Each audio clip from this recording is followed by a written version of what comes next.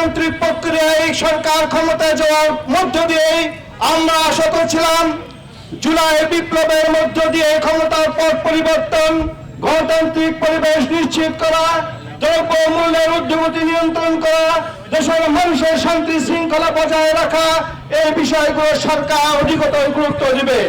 কিন্তু আমরা দেখতে পাচ্ছি এই সরকার ক্ষমতায় এসেই জুলাই সনদকে অবজ্ঞা করেছে, অস্বীকার করেছে। শুধু তাই নয়, এদেশের মানুষের সঙ্গে বিএনপি প্রতারণা করেছে। এদেশের মানুষকে জুলাই সনদের নির্বাচনের পূর্বে স্বাক্ষর করে ক্ষমতায় ভোটের মধ্য দিয়ে ক্ষমতায় গিয়ে সংসদে গিয়ে তারা বলছেন আমরা এটি এদেশের মানুষের সঙ্গে মাত্র উপহাস করেছি। এজন্য আজকে আমরা বলতে চাই বিএনপি আসলে এদেশের মানুষের কোন সরকার হতে পারে না। এটি ফ্যাসিস্টের পতন করে ভারতীয় এজেন্ডা বাস্তবায়ন করার জন্যই এই সরকার আজকে ক্ষমতায় এসেছে। যার কারণে তাদের দ্বারাই আজকে এদেশের মানুষ তাদের ভাগ্য পরিবর্তন করতে পারবে না। তাই এদেশের মানুষ ইতিমধ্যে টের পাচ্ছে। সংগ্রামী সাথী বন্ধুগণ, তার আরেকটি জ্বলন্ত উদাহরণ আজকে সারা বাংলাদেশে ধরুন গণতান্ত্রিক প্রক্রিয়া নিশ্চিত ছিল, ঠিক সেই সময় বিএনপি সরকার সংসদে পাশ করে রাতের অন্ধকারে জ্বালানি তেলের দাম বৃদ্ধি করে দেশের মানুষকে একটি অশৃঙ্খল পরিবেশের দিকে নিয়ে যাওয়ার পায়তারা করছে। এদেশের জনগণের বড় ধরনের একটি আশা ছিল, দীর্ঘদিন থেকে গণতান্ত্রিক সরকার নেই, স্বাক্ষরে আশা করে উৎসাহ উদ্দীপনার সাথে 12ই ফেব্রুয়ারি জাতীয় সংসদ নির্বাচনের পর নির্বাচনের যা কাণ্ডকীর্তি হয়েছে সেটা আমি বলতে চাই না। সরকার গঠন হয়েছে, বিরোধী দল তৈরি হয়েছে, জনগণের প্রত্যাশা ছিল দ্রব্য মূল্য নিয়ন্ত্রণে থাকবে।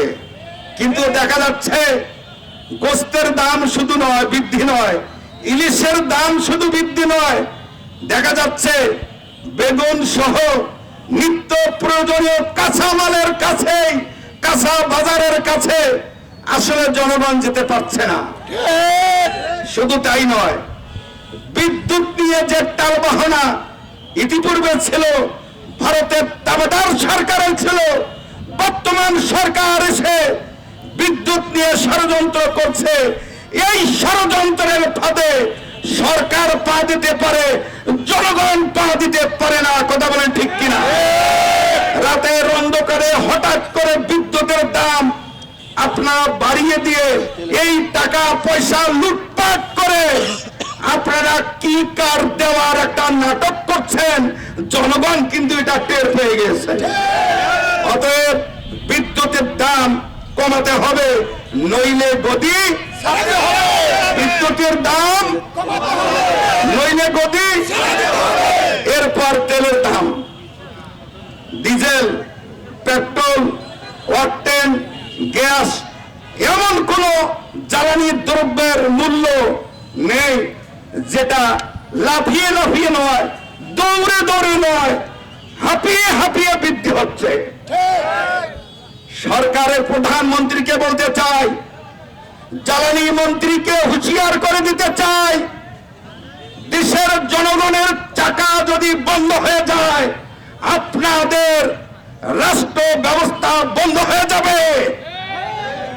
জনগণের চালান ক্রয় ক্ষমতার মধ্যে তেলের দাম, পেট্রোলের দাম, ডিজেলের দাম এবং গ্যাসের দাম নিয়ন্ত্রণ করতে না পারলে গত সরকারের আমলে জনগণ খেপে গিয়েছিল। জনগণ খেপে গেলে আপনি জ্বালানি মন্ত্রী যতই তুলসী পাতার ধোয়া কথা বলুন না কেন, জনগণ আপনার কথা শুনবে না। আজকে বাংলাদেশ জামাত ইসলামী রংপুর মহানগরীর জনগণকে সাথে নিয়ে হুঁশিয়ারির সাথে বলতে চায়, পেট্রোলের দাম, ডিজেলের দাম কমাতে হবে, নইলে গদি ছেড়ে দিতে হবে। দ্রব্য মূল্যের দাম কমাতে হবে, নইলে গদি ছেড়ে দিতে হবে। আপনার টের পান নাই, ইসলামী ব্যাংক সর্ববৃহৎ ব্যাংক, ইসলামী ব্যাংক 3 কোটি মানুষের ব্যাংক, ইসলামী ব্যাংক আস্থা অর্জনের ব্যাংক। ইসলামী ব্যাংক বাংলাদেশের রেমিটেন্স বৃদ্ধির একটি ব্যাংক।